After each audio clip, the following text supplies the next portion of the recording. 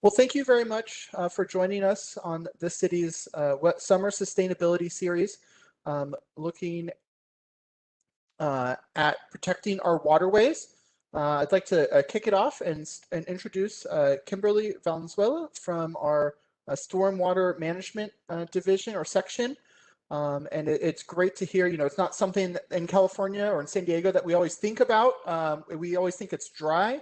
But the kind of the opposite side of that is when it does rain, all of those materials that have collected in the waterways, can be transported. And so it's great to hear how we can be proactive in protecting that space before those unexpected rainstorms that we get. So Kimberly, take it over. And again, if there's any questions, please ask them in the question and answer period or box at the bottom of your screen. Thank you very much. Thank you, Corey. And again, my name is Kimberly Valenzuela with the city's Stormwater Management section.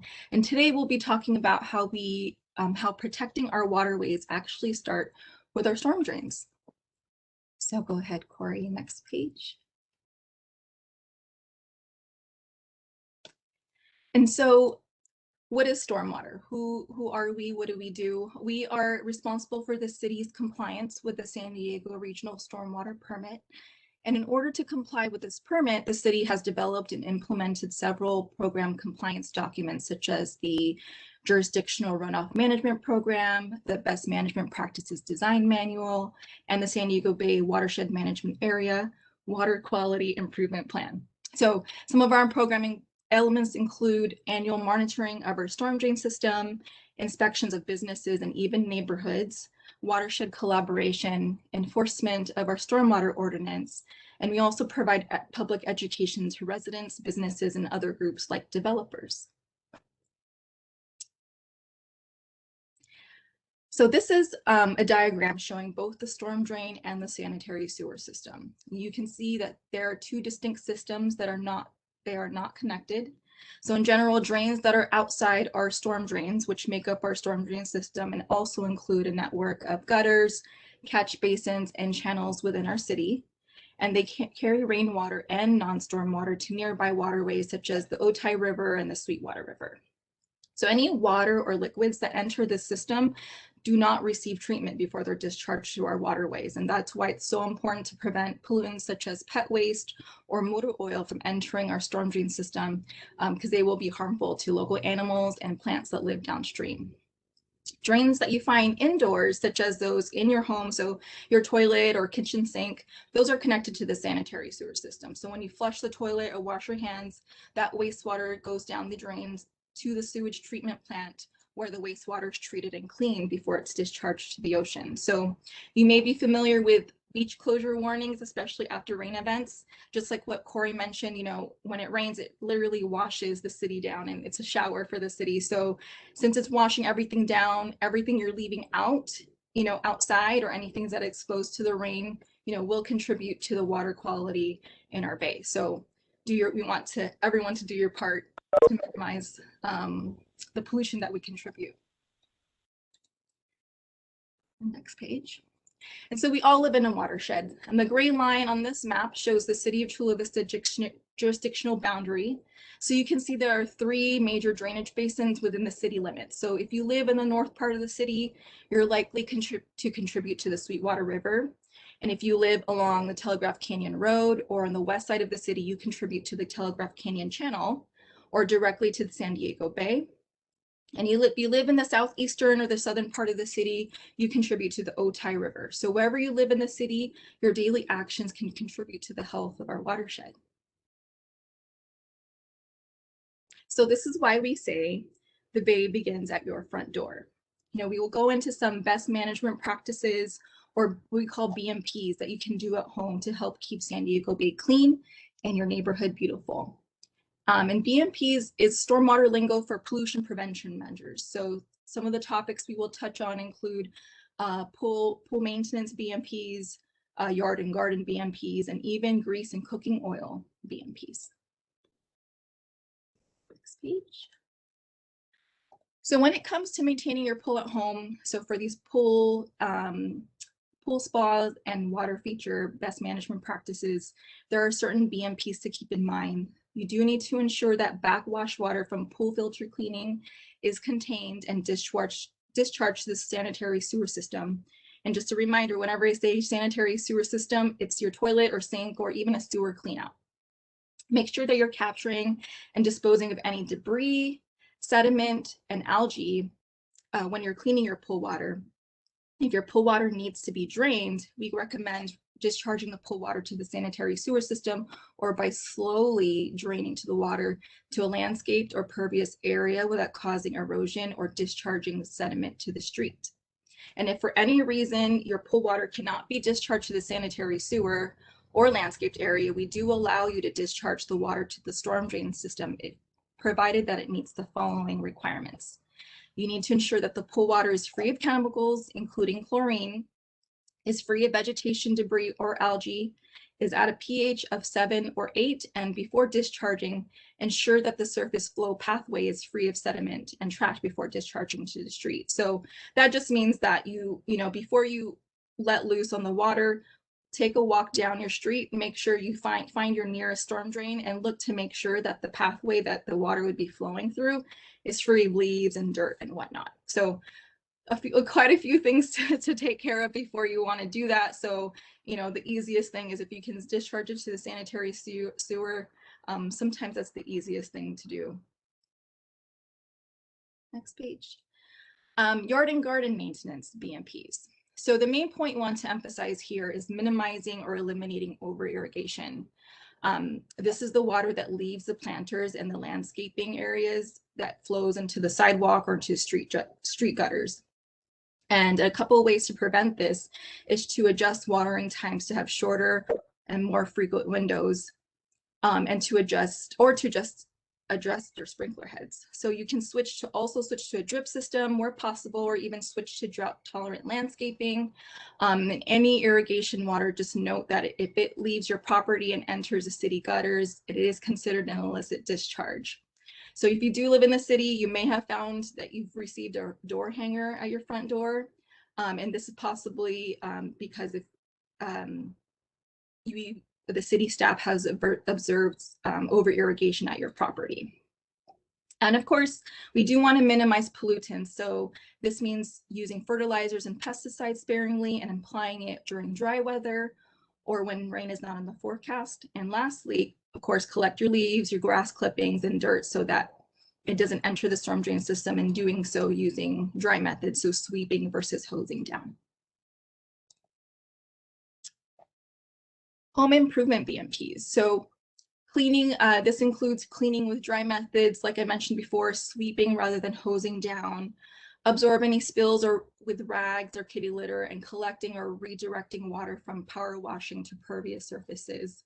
A big part of pollution is proper disposal. So ensure that when you're doing any construction or remodeling activities, all construction waste or debris such as sawdust, drywall dust, and cement are collected and disposed of and not washed down the driveway.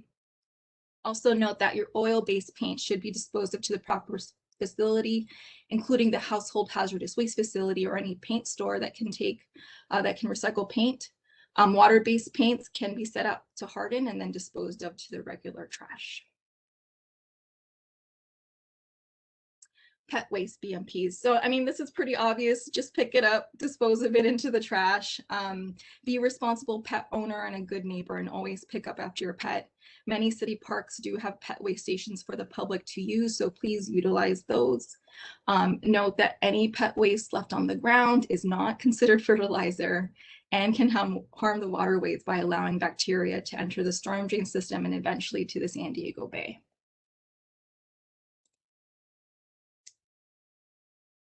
And trash and litter. This is a big thing for us. You know, obviously just use the trash receptacles properly, ensure that the trash is being put into the bin. As you can see in the pictures, trash ends up on the ground. It can be transported to the storm drain system via wind or rain. In that picture, on the bottom left picture, that's actually a picture of a storm drain structure that we have along a street. Luckily, we do have, this is the type of drain that where we do have a device that is trapping the trash from exiting the structure. So you see there's like a cage around the pipe.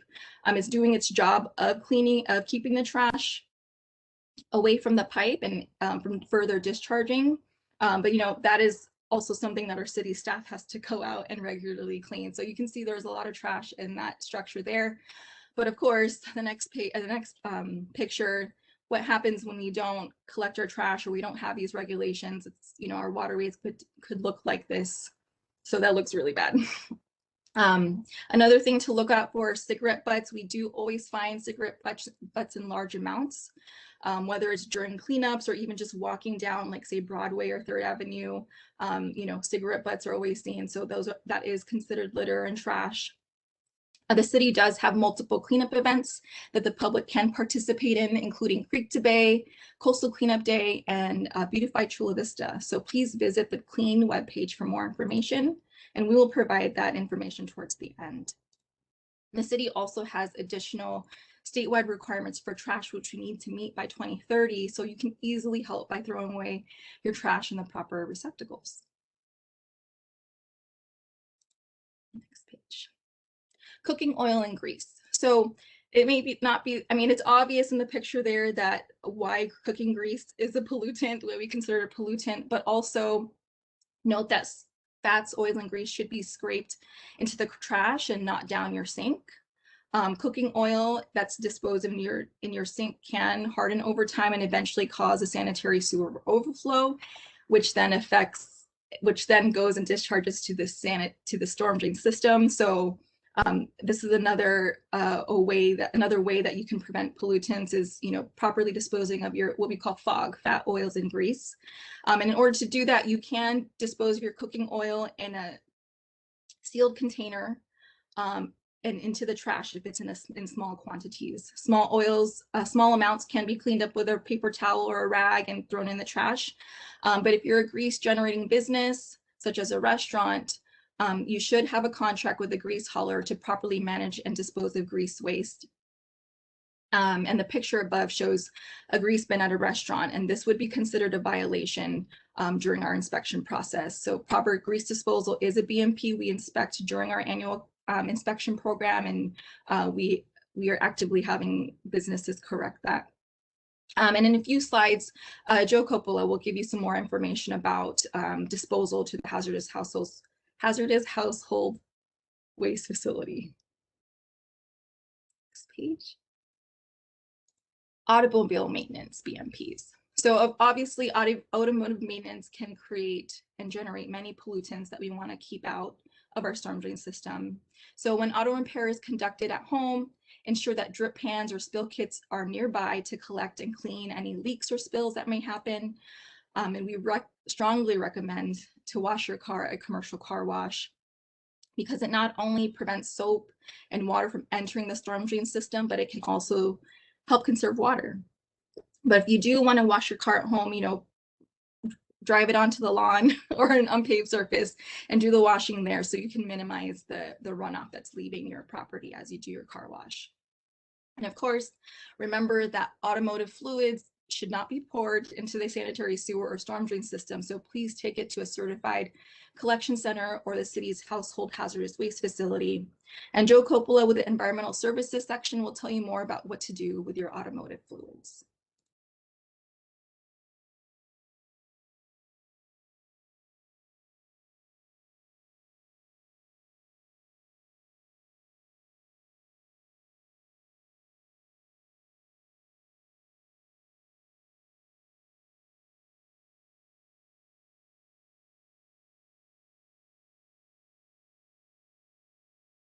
Says my mic is on.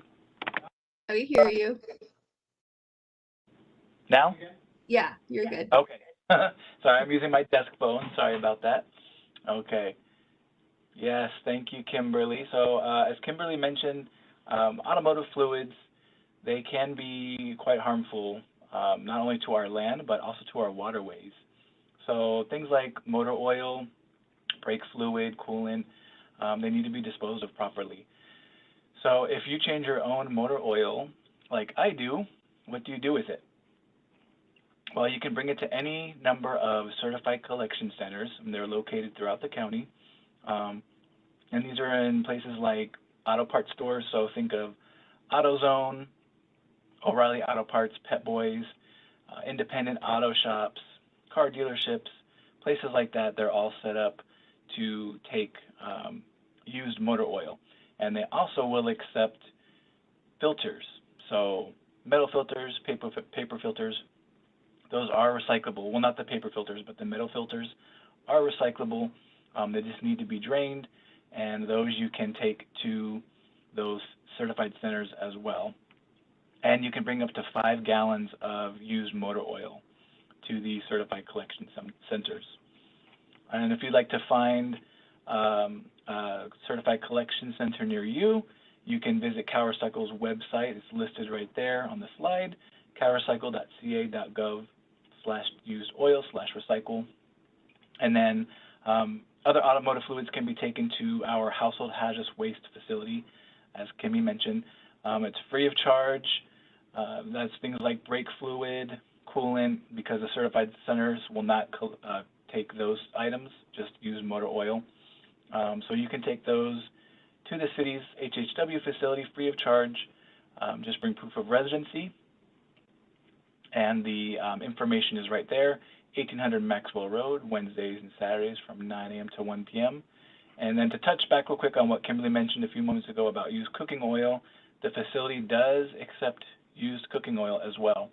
So, you know, this Thanksgiving, if you fry a turkey, you can bring that used cooking oil to the facility free of charge, and that's up to 15 gallons. Those are the transportation limits. The Department of Transportation sets those limits. That's 15 gallons or 220 pounds. All right, and that's it. Back to Kimmy. Thanks, Joe. So before we wrap it up, we'd like to, sorry, it's the echo. Before we wrap it up, we'd like to invite you to participate in the 52 Ways to Love Our Water campaign by the Project Clean Water. So this is a campaign that encourages the public to take a pledge to take small weekly actions to help protect our waterways. And a lot of these actions are BMPs we already discussed earlier, which include picking up your trash and volunteering for a cleanup. So please visit Project Clean Water on Twitter, Facebook, and Instagram, or their website at projectcleanwater.org for more information.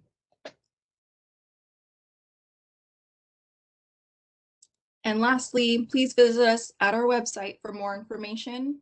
chulavistaca.gov/stormwater and chulavistaca.gov/clean. If you would like to make a report of an illegal discharge or other pollution issues, please do so through the ACT Chula Vista app. It can be downloaded in your app store, or you can also visit our stormwater website where you'll be linked to the ACT Chula Vista application. You can also call our hotline or email us directly at stormwater@chulavistaca.gov. And also just remember that if you do submit a report, the city stormwater staff will respond to your complaints. And that is it. Questions? Thank you for that really great presentation.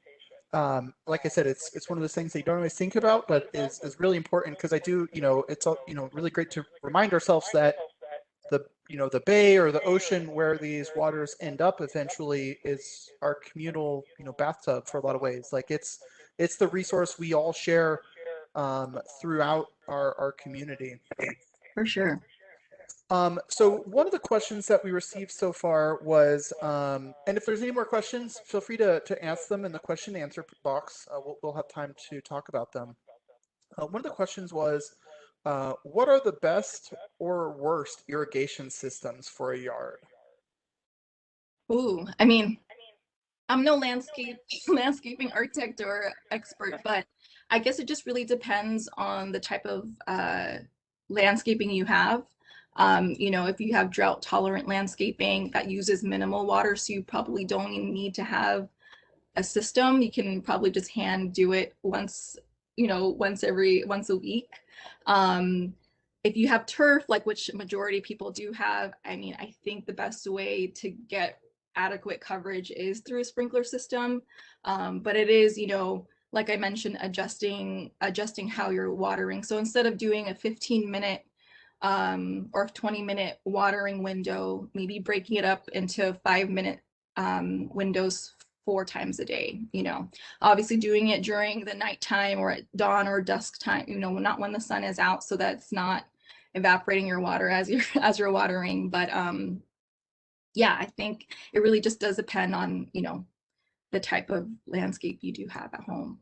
Yeah, and I added in the text box, I responded to this and I realized I put in an extra negative there. I said the ideal system would not have all the water soak into the ground, but that's actually what we want. I was going to say the ideal system would not have runoff, but changed it there. But yeah, the main thing that we're looking for is just making sure that all the water is soaked into the ground, that there's no overspray that's running into the waterways.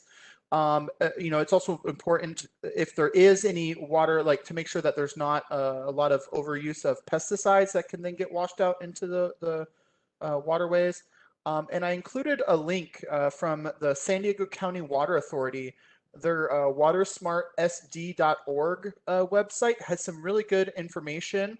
And specifically, they have some what they call their landscape makeover program, where it has videos recorded of different like soil analysis and irrigation planning. It can be really interesting. There's lots of different ways that you can do it, and different systems work for different types of homes and landscapes.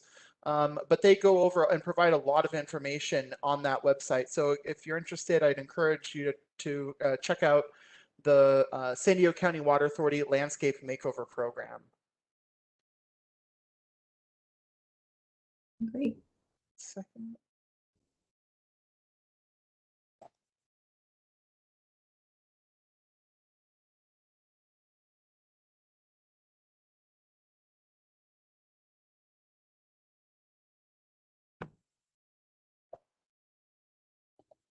Manuel, can you hear us now, or can you speak? Yes, I Okay. just wanted to mention that there is a question on there asking what can people who don't know anything about the waterways and similar topics help with this?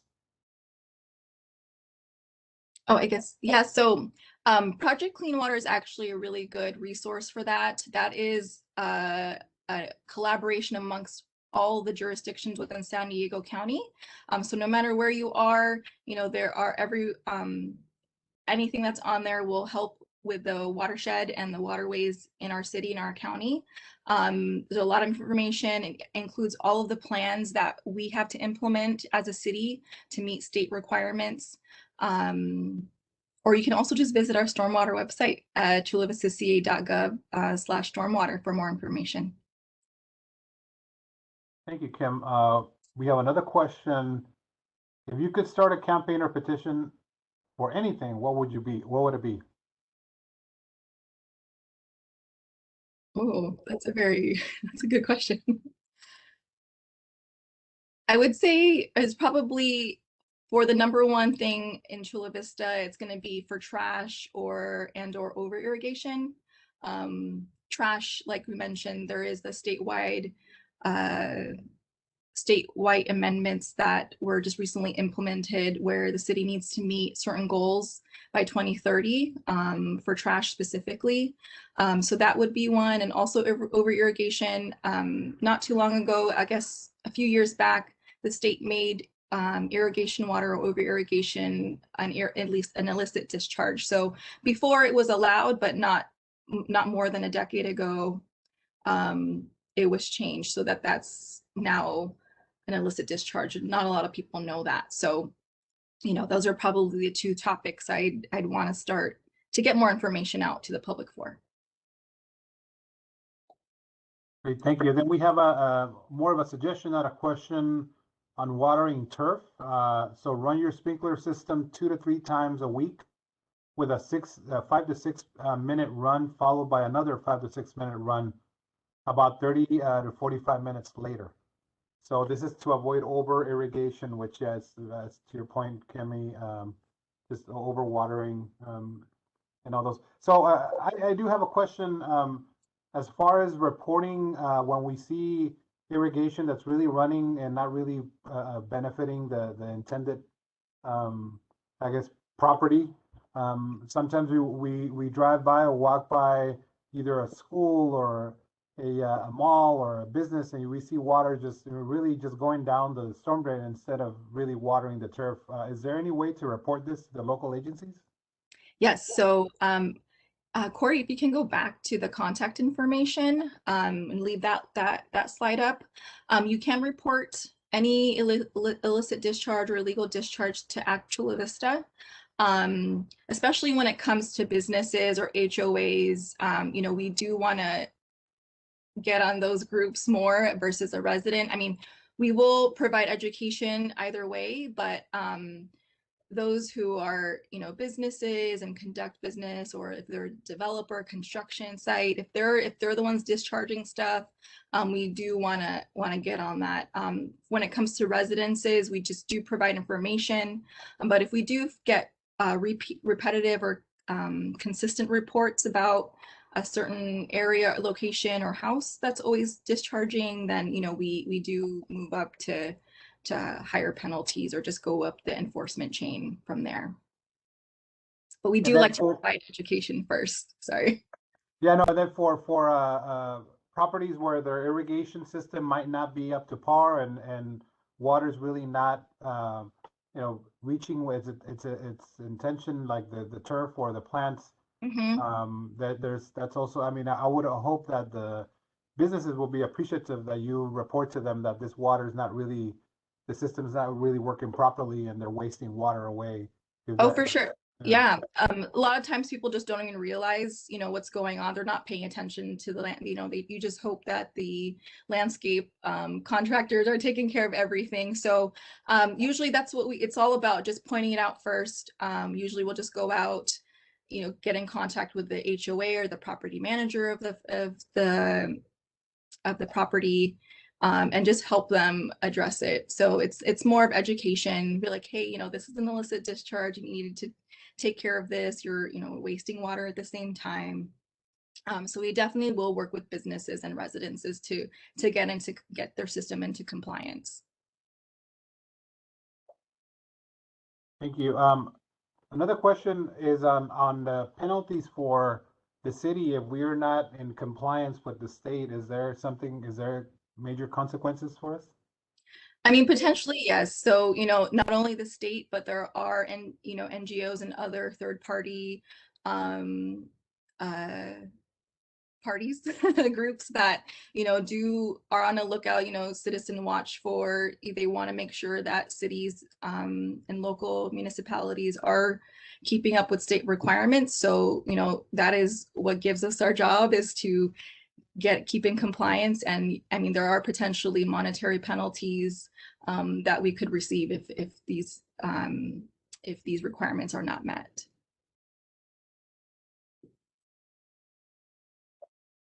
Great, thank you. And there's one, we have another question. This one's for Joe. Is there a possibility for residents that use the household hazardous waste facility in the near future where they'll be able to pick up items that are still in good condition? Meaning people sometimes deliver paint and other stuff that is still in good condition. Is there any program where you could reuse some of this material instead of just getting disposed of? You're muted, Joe. You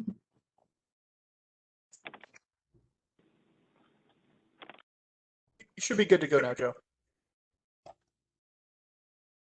Can you hear me?